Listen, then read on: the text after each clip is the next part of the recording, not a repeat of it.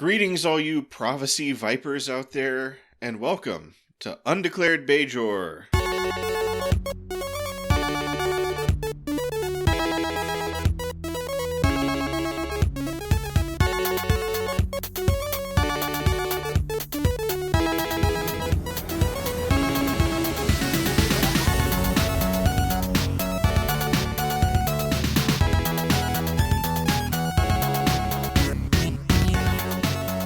This is Undeclared Bajor, a Star Trek Deep Space Nine rewatch. My name is Fletcher.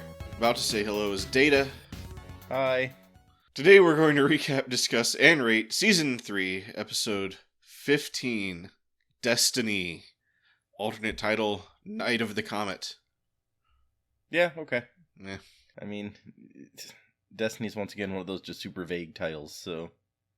Well, my title review, which I wrote down, is a little bland, but kind of works. I mean, it does have the problem, I don't know if I'd be able to remember the plot of the episode if you just told me, oh, that was in the episode Destiny. Right. But it does fit with the episode, so... If any episode was going to be called Destiny, it might as well be this one. In my opinion. Okay. But our discussion will contain full spoilers for the series up through this episode. However, we will try to keep spoilers for later in the series to an appropriate minimum. We won't reveal anything too big, like when Deep Space Nine has to team up with the Green Lantern Corps. I might watch that. Yeah, that was really exciting. Depends on which Green Lantern shows up. I'm sorry, it's Kyle Rayner, or whatever that guy's name is. If Kilowog shows up, I'm good. Yeah, who doesn't like Kilowog? Yeah. This episode originally aired February 13th, 1995. It was written by David S. Cohen and Martin A. Weiner, and I'm sure you did the same amount of research I did on this David S. Cohen. Yeah, probably. He is not David X. Cohen, the creator of Futurama. No. Well, see, the thing is, I remember from the Futurama audio commentaries, like, David X. Cohen specified, like, yeah, I had to go by David X. Cohen because there was already a David S. Cohen in the Screenwriters Guild, and they won't allow more than one person with the name. And so when I saw this name here, I was like, oh, this must be that other guy that he was talking about. It is not. It was a different David S. Cohen that was already in the Screenwriters Guild. I also did some research on this subject, and I think this might actually be the other David S. Cohen. Wikipedia has it down as David Stephen Cohen. Yeah. Who is he's got a lot of animation screenwriting credits. He co-wrote Balto and a bunch of stuff. But I have not been able to find anywhere where he was ever credited as David S. Cohen. Oh, interesting. All his credits seem to be either just David Cohen or David Stephen Cohen. I could be wrong, but this is the only David S. Cohen I've actually been able to find. Whether he was in the Screenwriters Guild for apparently just this one episode of TV, I don't know. Right. I was looking up these three David Cohens pretty hard and trying to figure this whole puzzle out. I haven't found anywhere where anyone specifically said that David Stephen Cohen was that David S. Cohen, but... so maybe somebody on Wiki just jumped to conclusions. Yeah. I thought about reaching out to one or more of the people involved. David S. Cohen has a website with a contact me section and everything, but... Or that's the David S. Cohen who wrote this episode. Right. Yeah. I mean, apparently there's, like, looking through IMDb, there's more David Cohens out there, some of them with S middle names, like, there's one guy, David Seth Cohen, who, let's see, his first writing credit on here is in 1998, so this should have predated that although maybe, I don't know. So, apparently David Cohen, not an unpopular name in Hollywood. Right. There seem to be a bunch of them. So I guess for the listeners who might not be aware, on The Simpsons there was a writer named David S. Cohen, and he went on to become, I guess, an executive producer on the show Futurama. Yeah, writer and executive producer, but yeah. Yeah, at that point had to enter the what are they called? The Writers Guild of America or something like that? Yeah, the WGA. The people who are on strike currently. Yeah. He had to unionize and join those guys, and they already had a credited David S. Cohen on record, and he had to change his middle initial to X. And even this David S. Cohen who wrote this episode, he has a Twitter, in which he, like, the title of his Twitter feed is The Other David Cohen. So I don't know if that's specifically a reference to that, because David Cohen seems to be a pretty common name anyway. I might do more research on that. I think to ultimately get to the bottom of it, you'd have to contact someone at the Writers Guild. They're a little busy right now. To understand what their rules actually are, but... Yeah. Also, I like this guy on his IMDb page. There's very few notes, because all he did was this episode of Deep Space Nine, and apparently the narrator of Hollywood Remembers, Walter Matthau. Sure.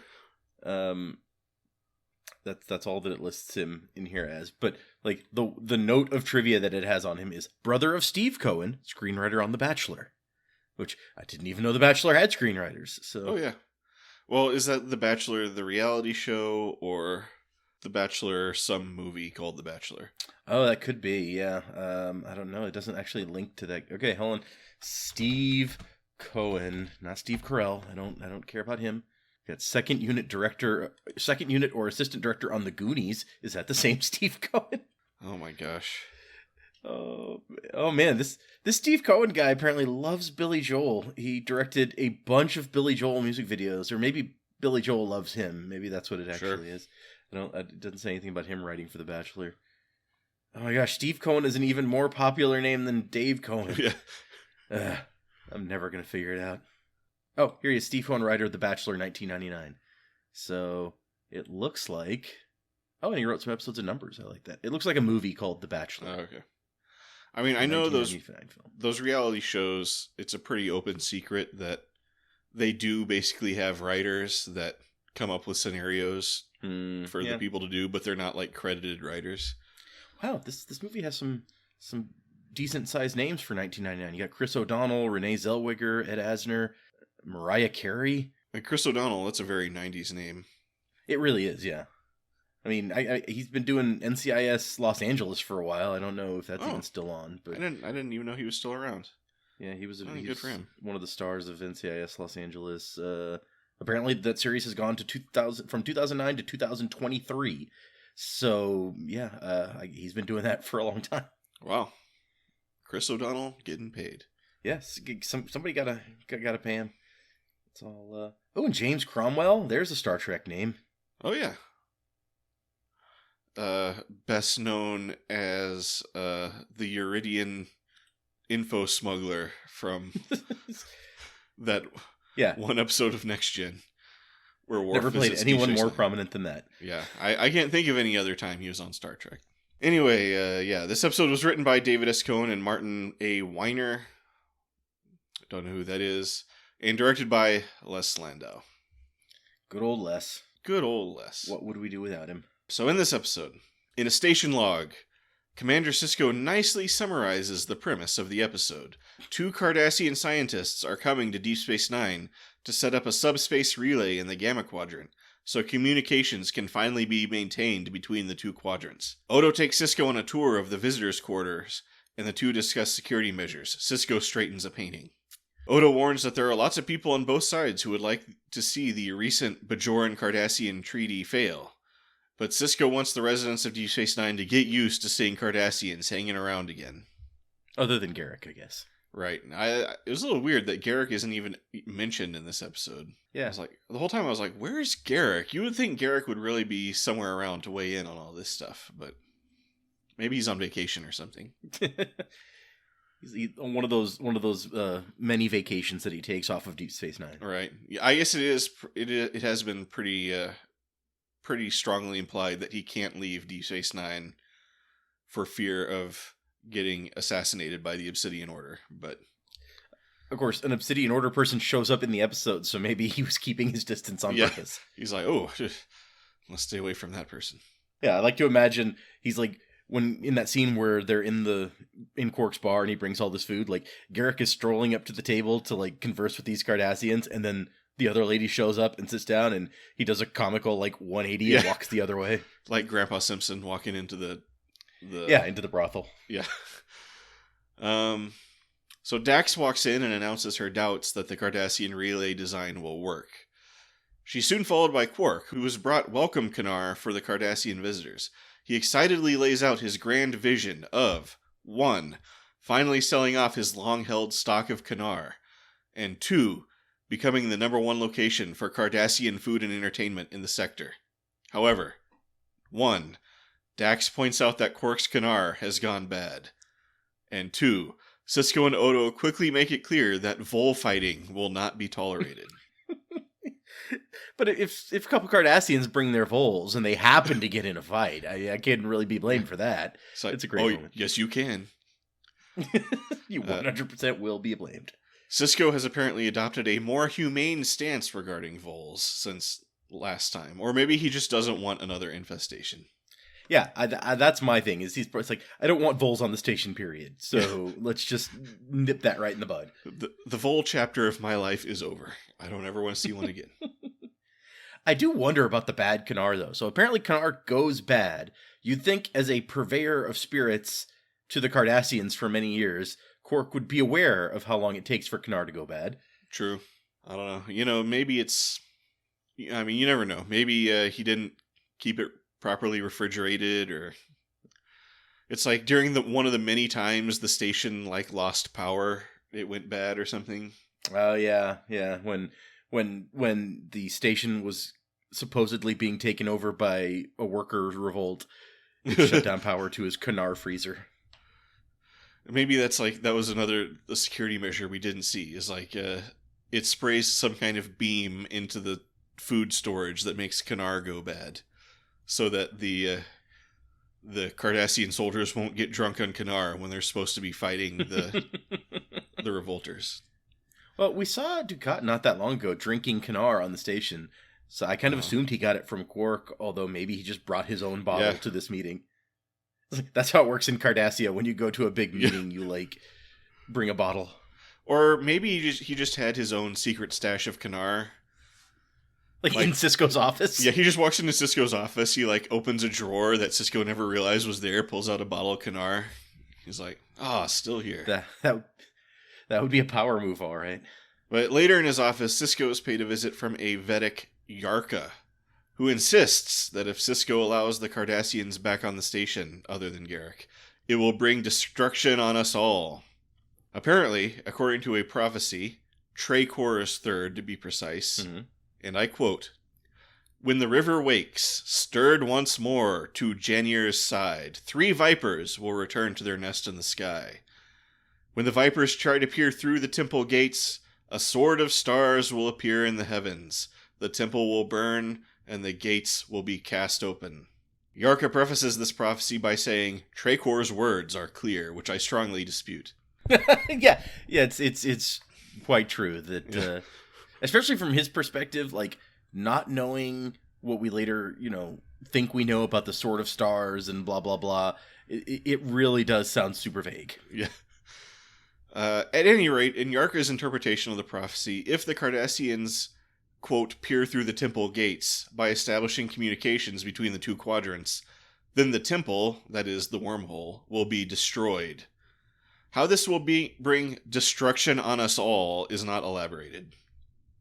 Well, I mean, that's where their gods live, so I assume that it doesn't go well for Bajor if that happens. If the prophets all die, they'll just all die. I don't know. Kira points out only 2 Cardassians are coming, but Yarka is just wait and see. Garrick's already here, though. Yeah, that's true. I mean, that would make it 3. So actually 4 Cardassians were in the nest in the sky. Unless, as we guessed, Garrick was just off on Ryza or somewhere. Yeah, could be. But Sisko's just I'm gonna keep moving forward with the project. The 2 scientists arrive, and pleasantries are exchanged. They are Ulani, played by Nadine from Twin Peaks, trading her eye patch for alien prosthetics. And Gilora, who Looked familiar, but I couldn't see anything in the IMDb that I recognized her from. Although she kind of reminded me of Melora, but maybe that was just because the names are so similar. So Tracy, what's her name? Scroggins, something like that. Scoggins. Sorry, it took me a second. She played a major role in season 5 of Babylon 5. But that's not as relevant to what we're doing here. I think she's also in a Next Gen episode, if I remember right. Let me look here. That's what I was... Because when I saw her, I was like, I've seen her on Star Trek somewhere before, but this was the only Star Trek credit I saw on my quick look at IMDb. Yeah, maybe you're right, because I'm looking at her thing in here, and it doesn't mention... Hey, she's from Texas, apparently. Oh, where's she from? Played Captain Elizabeth. It just says Texas. Just from all over Texas. Played Captain Elizabeth Lockley on Babylon 5. Played J.R. Ewing's lover in the Dallas Reunion television films. Oh. Starred in the television movie Homeland Security, in which Andrew Robinson is also interesting. Okay. So she has met Garrick. Yep. It's true. Lois and Clark, Adventures of Superman. That's a good one, yeah. Sure. So yeah, maybe I'm wrong. She was in one episode of Nip Tuck. But anyway, they have a planning meeting in the conference room. Dax and O'Brien have many questions and doubts about the Cardassians' plan, but the Cardassians are confident it will be successful. Once the meeting is over and the scientists retire to their quarters, Sisko announces that those are the 2 friendliest Vipers he's ever met. And then Dax and O'Brien are like, what? He's like, I'll explain later. Yeah, honestly, it seems like a really racist comment in that context. It's like, what did you just say? Because, I mean, the Cardassians have the whole, like, snake kind of thing with the neck and the scales or whatever. Sure, yeah, that totally could have been misinterpreted if you're not careful. But suddenly Ulani pops back in and says that they're expecting a 3rd person later today, which Sisko accepts very happily, without second thought. But that immediately sends Kira into a 1,000-yard stare. 3 Vipers, she says. Okay, seriously, what's up with all this Viper talk? Say Dax and O'Brien, I assume, as after the cut is over. Do we need to have a visit to HR? Do we need to... Starfleet HR. Do we need to watch the Caring About Respect CBT? Yeah, it maybe. There's a funny note in here about Tracy Scoggins. Apparently, while in Cardassian makeup, she took the opportunity to walk around the Paramount lot, quote, scaring school children on buses, before security called the Deep Space Nine set, saying, could y'all do something about keeping your aliens contained over there? Nice. And that's why she's never on Star Trek again. Yeah. Probably. Maybe. Odo does a background check on Vedic Yarka and finds that he was defrocked for opposing the peace treaty. In Odo's analysis, Yarka wants the prophecy to be true to support his anti-peace agenda, just like Sisko wants it to be not true to support his anti-being the emissary agenda. Yeah, Sisko's all like, I don't have an agenda, which is just transparently wrong. Yeah. He's like, I don't have an agenda. I want the peace to succeed or whatever. I'm like, you do realize that is an agenda, right? He has an agenda, maybe not that exact one. Bashir needs to be in the episode, I guess, so we have a quick little scene where he tells Kira that Morn got food poisoning from free Kanar at Quark's. Just poor Morn. Yarka comes to Kira and presses her on the prophecy. Kira tries to express how important it is for her to keep her faith and her work separate, even if she does believe that Sisko is the emissary. Yarka tells her that it is her place to guide the emissary to make the right decision. Note, nothing about the prophecy we were quoted sounds like any choice or decision is involved, and the emissary is not mentioned at all. Yeah, that was the thing. They're like, this is a prophecy that involves the emissary. And I'm like, well, the part you told us doesn't. Yeah. Like, is there something else that you're leaving out? Because it just seems to make it sound like it will happen. It's like the Vipers will go to the nest in the sky, then the temple will burn, and whatever. Yeah, and that was one of my things, was like, so you believe in this religion and in these prophecies, should you really be trying to stop the prophecies? Like, how does that fit in? I think that's a major thing about this episode. But I think we'll get more into that. Dax, O'Brien, Ulani, and Galora hang out at Quark's. Dax and the Cardassians discuss Cardassian literature while O'Brien looks bored out of his mind.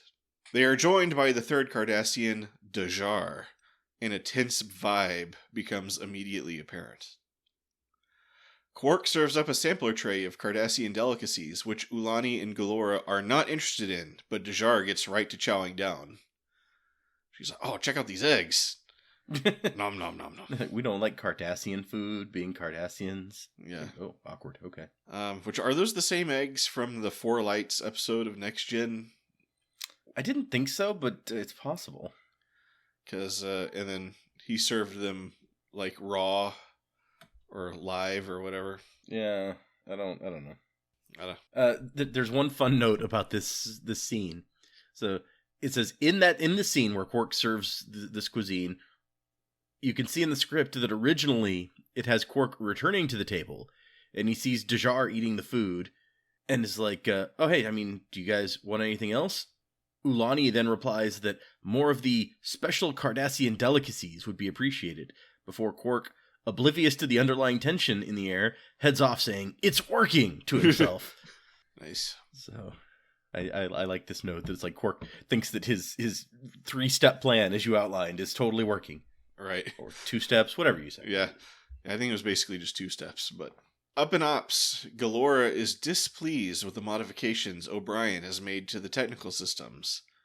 But I kind of agree. Do you really need 2 backups? It's a little bit strange. I might be a little bit like, dude, come on. And like you're sacrificing like bandwidth for this or whatever. She is strangely irritable and dismissive of O'Brien. But soon everyone, except for those 2, loads into the Defiant and pops over to the Gamma Quadrant. As soon as they get there, they see a comet. Its core has lots of silithium in it. But it's no problem. The Sword of Stars, says Kira. They get to work setting up the relay, and Sisko pulls Kira aside to be like, dude, can you can it with this Sword of Stars shit? And then Kira admits that she believes the prophecy is happening, and that the emissary has a decision to make, quote, just like in the prophecy. Once again, we never heard anything about a decision or the emissary in the prophecy. It's true. Apparently, Cohen and Weiner consulted science advisor Andrei Bormanis for specifics on the comet. Bormanis recalls, they knew what a comet was, but were a little shy on the details, like how big is it? What is it made of? How do they go through space?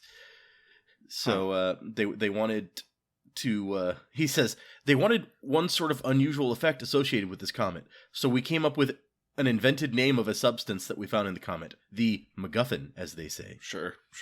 I don't know that MacGuffin actually applies in that situation, but... Okay. Yeah, they're not trying to get the silithium. Right, yeah. Gotta get that sweet, sweet silithium out of there. Also, I like that silithium is easily just a typo for dilithium, but whatever. So Sisko says he needs something concrete if he's going to make a decision.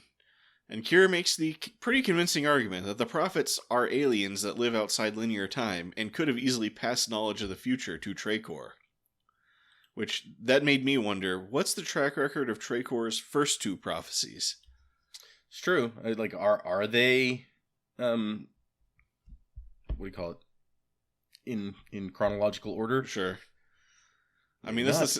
I kind of got that sense at the end when he's like, oh, Tracor's 4th prophecy is coming up. Yeah, it's actually kind of funny because, so I'll go into the original concept for the episode that they came up with.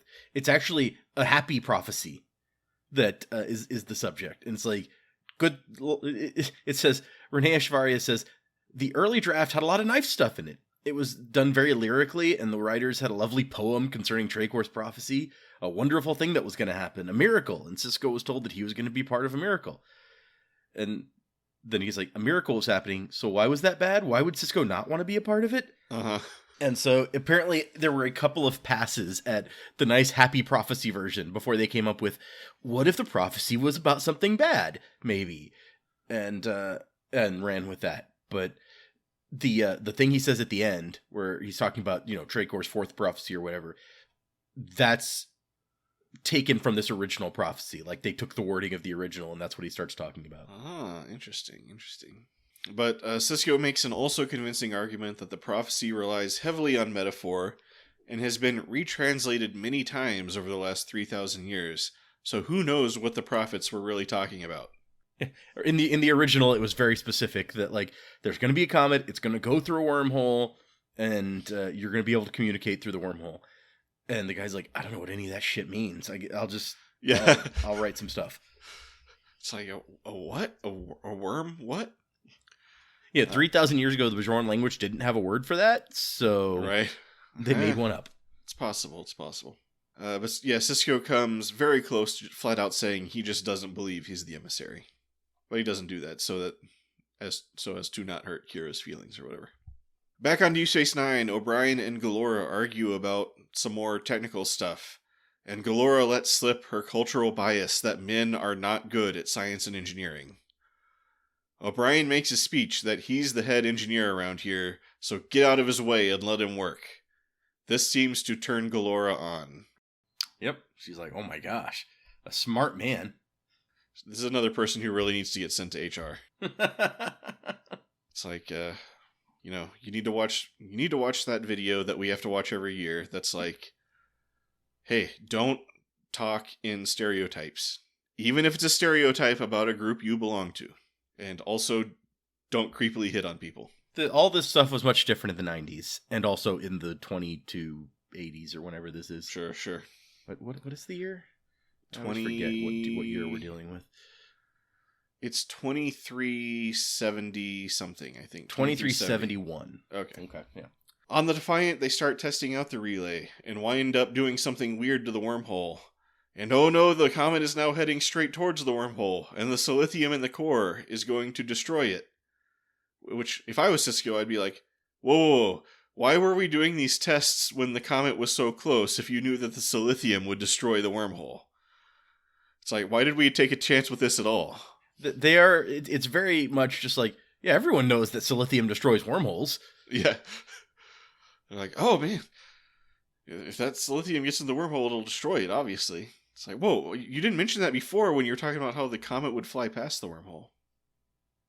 But I guess everybody just knew that, I don't know. But then they all reconvene on the station, where the Cardassians admit that they knew there was a possibility that they might accidentally make some extra gravity in the wormhole, but they're not allowed to put dangerous stuff in their reports. So Sisko's like, well, that's good to know. They brainstorm how to handle the comet situation, and O'Brien comes up with the idea of making a super-wide phaser beam that will disintegrate the comet evenly, so no fragments are left over to get into the wormhole. For some reason, Galora comes along on this project, and starts using the opportunity to put creepy moves on O'Brien, which he is forced to shut down. Yeah, I was really like, why is she even here when they're making changes to their, like, top secret Federation phaser banks or whatever? Yeah. Like, not really the area that she should be helping, I don't think. But O'Brien's just like, might I refer you to my good friend, Julian Bashir? He's also a smart, sciencey human man. Yeah, he loves ladies. Go do that. Sisko is reading up on Bajoran prophecy and getting worried about what he should do. When Dax comes in and is like, dude, are you going to live your life worrying about these dumb prophecies, or are you going to make your own goddamn decisions? Sisko shuts off his tablet. He's like, hell yeah, get the Defiant ready. And you know what? Bring the Cardassians too. He's like, I'm just going to give a middle finger to this prophecy. Yeah, I like, he's like, yeah, there've already been several prophecies that came true involving me, at least kind of sort of from a certain perspective. Uh-huh. And I'm like, maybe you really should pay a little more attention to them. I understand not, like, living your life based on them, sure, but at the same time, like, maybe there might be useful information in there. I'm just saying. Yeah. So they go out and try the plan, but the phasers misfire and the comet splits up into 3 chunks. At first it looks like O'Brien made a goof, but Galora quickly speaks up and is like, nuh-uh, Dejar did it. She's in the Obsidian Order. And Dejar is like, there's no proof of that. And Kira's like, well, we'll just check the DNA on the thing that broke. And Dejar gets this look on her face like, oh fuck, I forgot about the DNA. I always forget about the bones. So she's taken away. And the others come up with a plan to guide the comet fragments through the wormhole with a shuttle pod and contain them with the warp bubble or something. Yep. The plan mostly works, but they keep leaking silithium the whole way. But not enough to destroy the wormhole. Apparently. Yeah. When they get back to the Alpha Quadrant, the wormhole glitches out a little bit when it closes. They discover that the trail of silithium they left behind wedged the wormhole open just enough to let signals through. Kira comes up with a new interpretation of the prophecy. The 3 vipers are the comet fragments, and they, quote, burned the temple gates so they wouldn't close again. Sisko seems amazed. I am not. Because the vipers are mentioned before and separate from the Sword of Stars in the prophecy. Right. And also, the 3 comet fragments don't return to their nest in the sky. They just kind of fly off. Yeah, and it seems to me like it's pretty clear that the Cardassians are still the ones being referenced by the 3 Vipers, but that doesn't mean that, like, you know, the other parts of the interpretation don't work. Yeah. But although it does make it sound like the entire temple will burn, not just the gates. I mean, I don't know.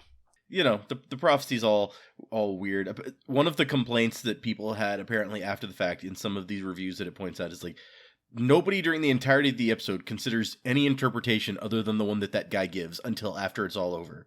Right. And it's like, oh yeah, maybe you should have thought of other things that it could mean. O'Brien sends Galora off and thanks her for snitching on Bajor. She gives him a little smooch and leaves. Sisko talks with Vedic What's-His-Face, who apologizes for misinterpreting the prophecy, and then he begins telling Sisko of Trakor's 4th prophecy, while Sisko listens with great interest. The end. Although I will note, this does a thing that Deep Space Nine does sometimes, which I am going to dub the wrap-up wanner, where everybody's on the promenade and the camera just wanders from like one thing happening to another. Oh. While people, I don't know if you noticed that or not. No, I didn't. I was like, is this like a Les Landau directorial signature? But the only other episode I can remember it happening on was The Storyteller.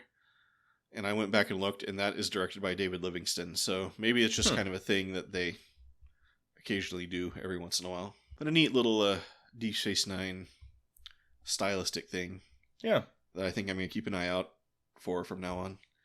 The thing about these prophecies, though, is prophecies drive you crazy because they're always like pretty much totally useless until after the fact. Yeah.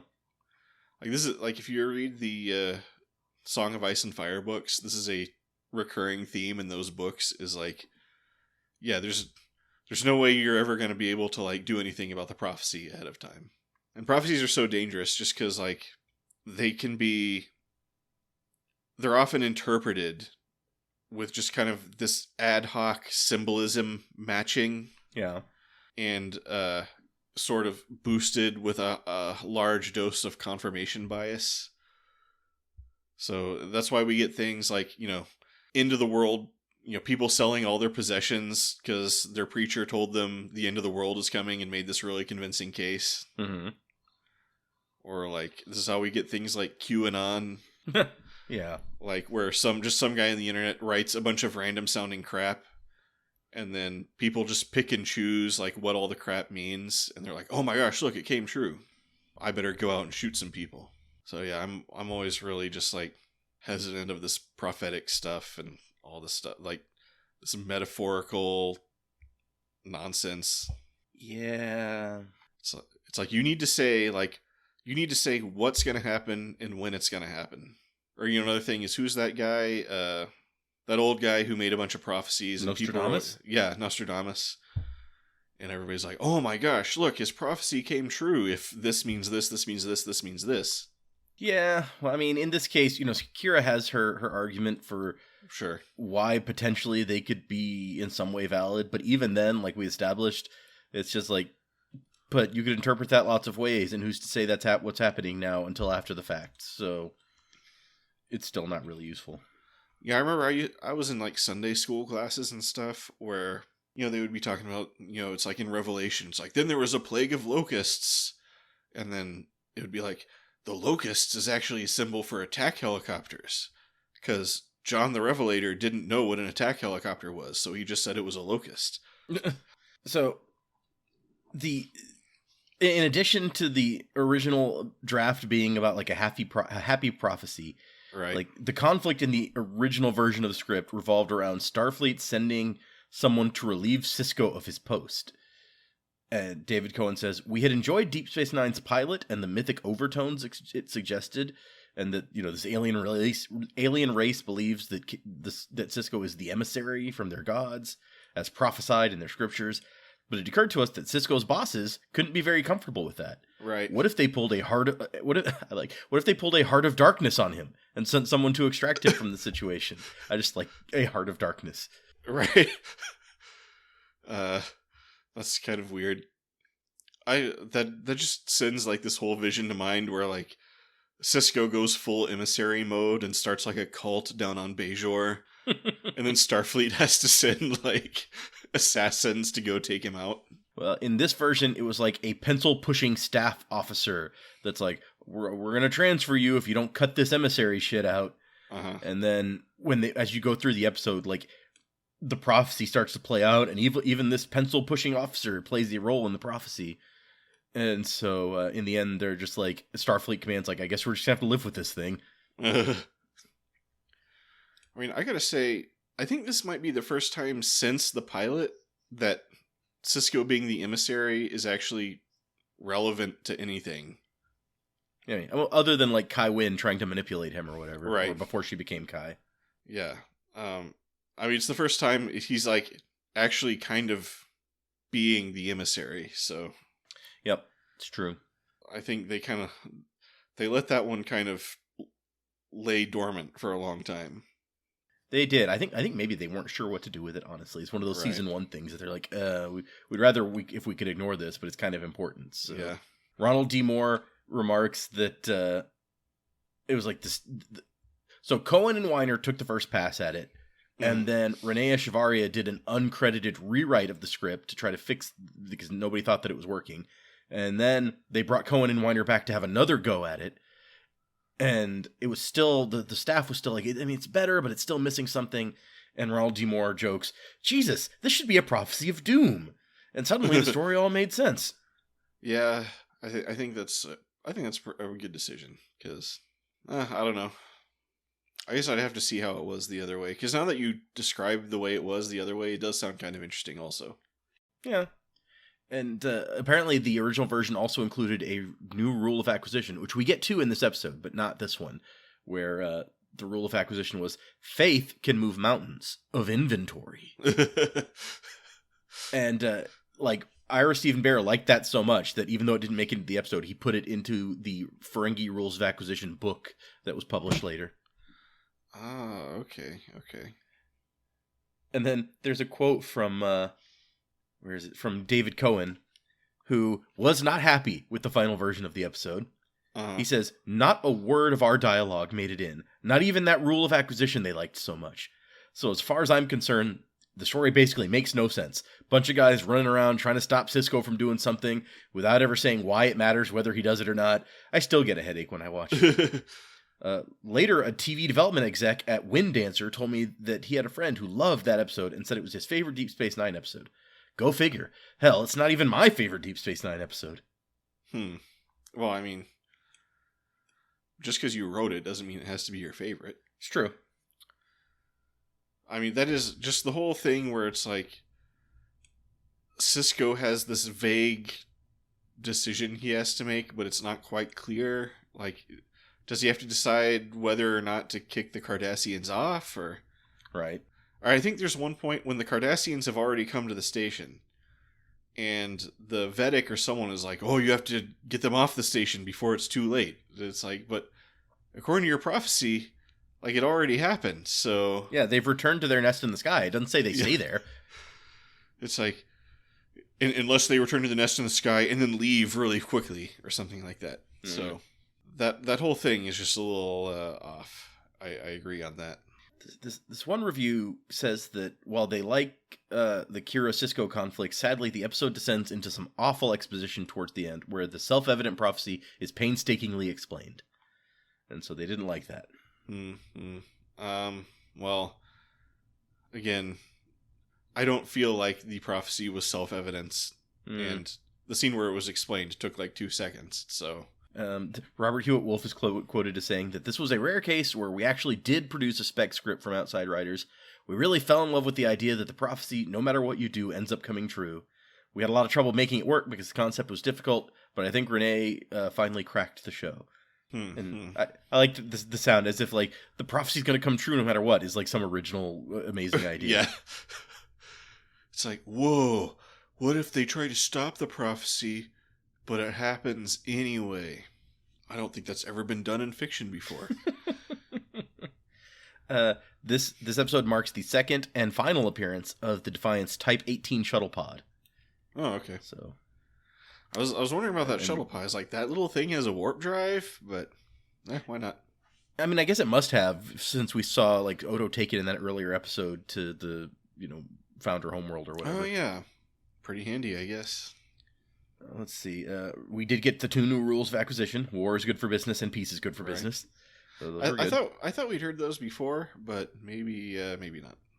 The guy who played the Vedic is quoted from a 2010 interview. His name is Eric Avari, who I know from the Stargate, but I mean, he's in a bunch. He's in a bunch of stuff. He's like he's one of those like solid character actors that you're always like, oh hey, look, it's that guy. Right.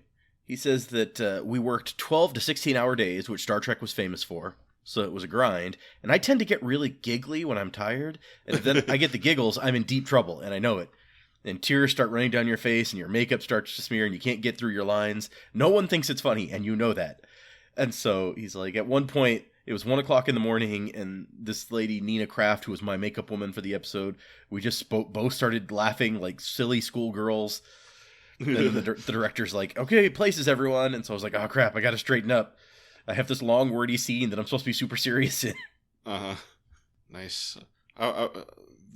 Those would be some amusing outtakes, though, I think. Right? Seeing that guy get all, like, giggly. Yeah, it would not have occurred to me before that this is a guy who, like, starts giggling and messes up takes. I mean, maybe when you're a guy like him who always plays these, like, serious characters, maybe it's hard to not get giggly sometimes. I don't know if you noticed, but the prop or the model rather that they use for the relay station is a reuse of the Amagosa Observatory from the movie Star Trek Generations. Oh, I saw it. I was like, is that a card? It looked familiar, but I couldn't figure it out. The guy says that in the movie it had like these long extensions on it. So basically, I took a saw to it.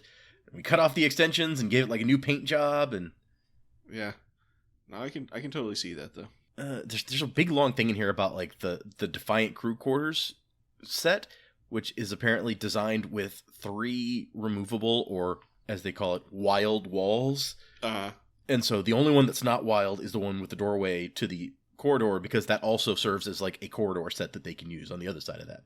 Sure. So, but all the other ones are removable, so you can make it look a lot of different ways. Yeah. I think I've heard that referred to as like flying walls or something. Yeah, I'm pretty sure I've heard that too. I mean, I'm not in the biz. Maybe I'm not. I don't know all the lingo and all the nuances. Not up on the slang. It happens. Yeah. Apparently, the episode has intentional Cold War parallels with the scientists from the rival power, and it says that even at the height of the Cold War, like there were Russian scientists who you could sit down and work with and talk with. Yeah. I don't know. We ready to do ratings? Okay, but yeah, let's go ahead and jump into ratings. How would you rate this episode? Destiny. Yeah, this is a hard one for me. I'm not sure how I feel about it, because I like the focus on, Bajor and stuff. I like bringing back the emissary thing, because that's something that I think, like you said, they've left on the table probably too long at this point without making it relevant to the show. The prophecy is a little bit weird, and I mean, it's kind of a paint by numbers thing, where it's like, there's this bad prophecy, and we discuss it all the whole time, and then it turns out that the prophecy didn't mean what we think it meant, and it happened anyway, and it turned out that it wasn't so bad. Right. So, okay. And it's interesting to get, like, some friendly Cardassians. We haven't seen a lot of those. I don't think you can really count Garrick, because you're never really sure what that guy's up to. Right. Yeah, these are and, just these were nice Cardassians. Yeah, they're just some, like, nice, chill people. Like, so, and it does create an interesting thing with Kira because, she's been trying to ignore the fact that, her religion says something about her commanding officer. Yeah. And she says it in the episode. Like, I try to keep in these two worlds separate so I can do my freaking job. And so I think that's not only, I think it's handled pretty decently in this episode because her spirituality is really important to her. So this is really meaningful to her, even when he's like, hey, you need to cut it out. So that's it. It's a cool character thing that you can tell they're setting up to be able to return to this and use it more because it's not resolved in any way in the episode. So there's lots of good stuff, but overall, I just feel kind of meh about the episode. I'm just like, it's fine, I guess. I mean, I don't hate it or anything. It's just not anything special. So I think I would have to put it like just above the line. Okay. Lieutenant Commander. Yeah. Okay. So yeah, my thinking is, so my main gripe is just all the stuff I already talked about the prophecy and that you also touched on. It's just like stuff about prophecy is always annoying and really tropey. Like, I don't think these guys really like discovered anything amazing by having the prophecy come true in a different way. Yeah. Especially since it kind of feels like a cheat when you write a prophecy that seems to go one way and then you make it go another way or whatever.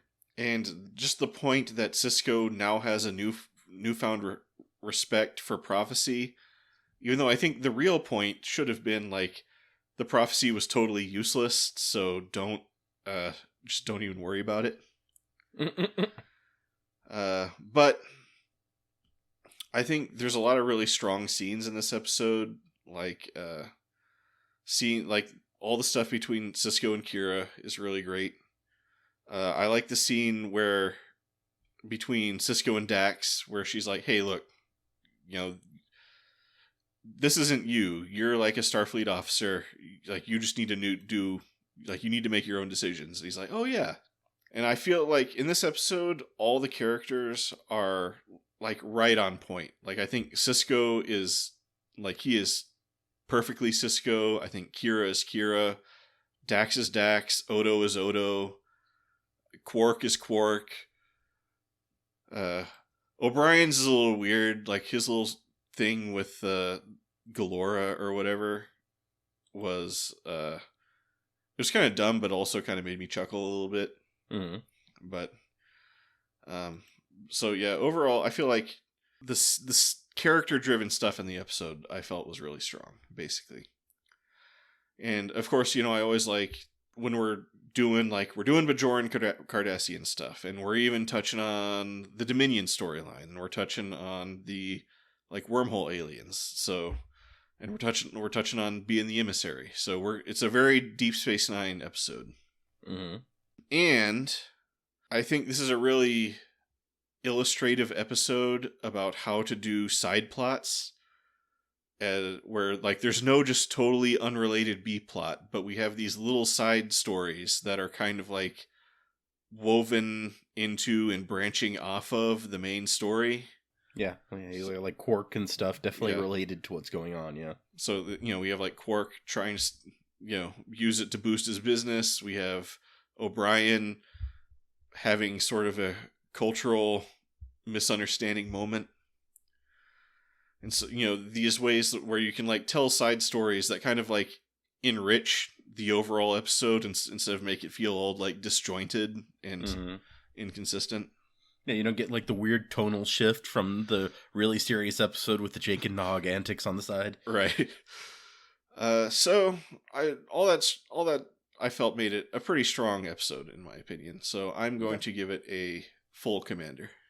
Nice. I mean, also I think it helps that just we've had a run of just really iffy or not good episodes, and the whole time I felt like, this feels like an actual solid Deep Space Nine episode. Yeah, it was kind of a breath of fresh air to me. I'm looking back at what episodes we've done recently to remember how good or otherwise they've been. Let's see. Yeah, life support, not the greatest. Past tense part 1 and 2 we thought was okay. I guess Defiant is the most recent one on the list that we were both like, yeah, it's pretty good. Oh yeah. Okay, yeah. Yeah, this I definitely feel is in the kind of like defiant level of goodness. So, yeah. Any final thoughts? Oh, yeah. So yeah, the only thought I had is that the next episode we do is going to be like the directorial debut of Renee Auberjonois. So that's an interesting. Stay tuned for that one. So yeah, look forward to that. Renee A. Or no. All right, but yep. I guess for today that does it for us. If you made it this far, thank you for listening. As always, check out the description. You may find links to interesting things. I'm Fletcher, about to say goodbye as Data. See ya. Till next time, do not forget to kiss the negus stick.